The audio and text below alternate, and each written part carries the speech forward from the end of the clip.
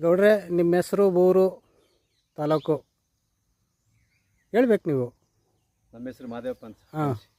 ಊರು ಮಾದಳ್ಳಿ, ತಾಲೂಕು ಮೈಸೂರು. ಈಗ ಈ ಮಾವು ಫಲ ಇಷ್ಟೊಂದು ಚೆನ್ನಾಗಿ ಬಿಟ್ಟಿದೆ.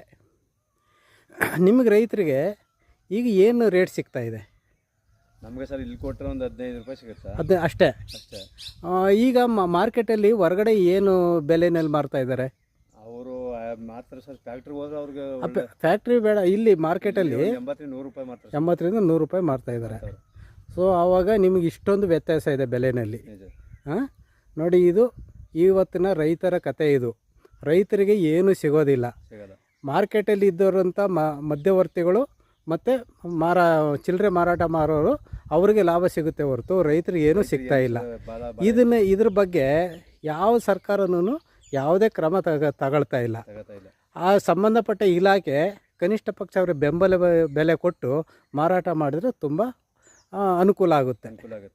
ನಾನು ಮಾತಾಡ್ತಾ ಇರೋದು ಕೆಂಪೇಗೌಡ, ಭೂವಿಜ್ಞಾನಿ, ಅಂತರ್ಜಲ ತಜ್ಞರು.